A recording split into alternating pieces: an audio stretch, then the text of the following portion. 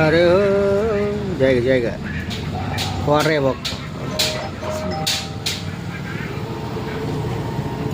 మీరు గెలుచుకున్నారు పెద్ద పప్పు.